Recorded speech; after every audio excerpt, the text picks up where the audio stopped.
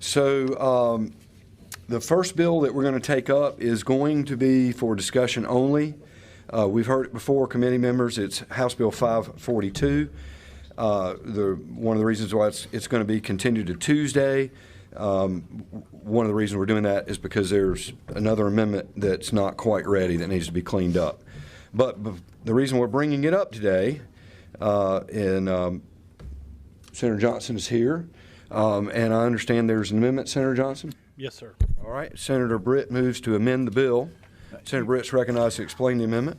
You should have the amendment on your desk. It is H542-ATG-67. This is language from Senate Bill 439, which allows for remote bids on foreclosure sales.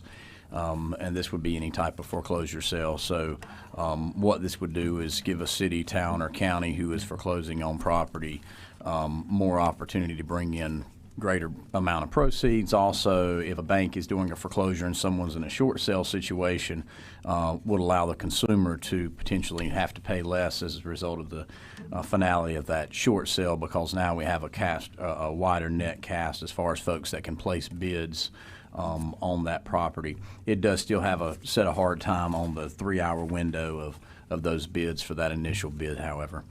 Commend the amendment to you. Thank you, Senator Britt. Questions from the committee members about the amendment?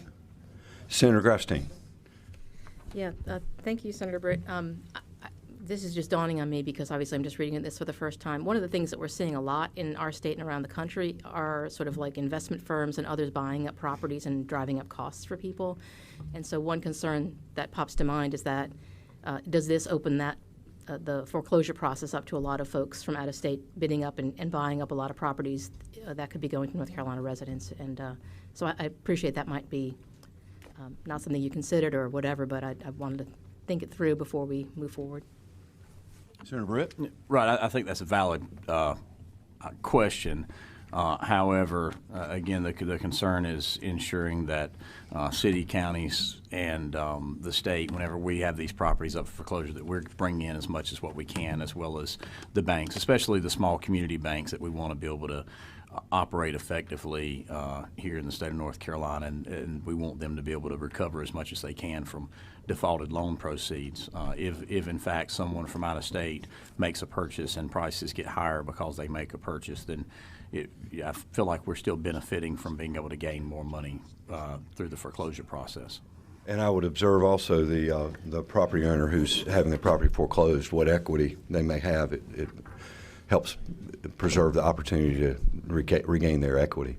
Do you have a follow-up? Yeah, just quickly, since this is just for the amendment and it's going to be back on Tuesday, I would appreciate time to think through what parameters we might put around to protect against some of that. We're just seeing so much more of that, and it's just really significant barrier to people actually buying and renting their own homes. So thanks, appreciate it. Thank you, Senator. Any other questions or comments from the committee members?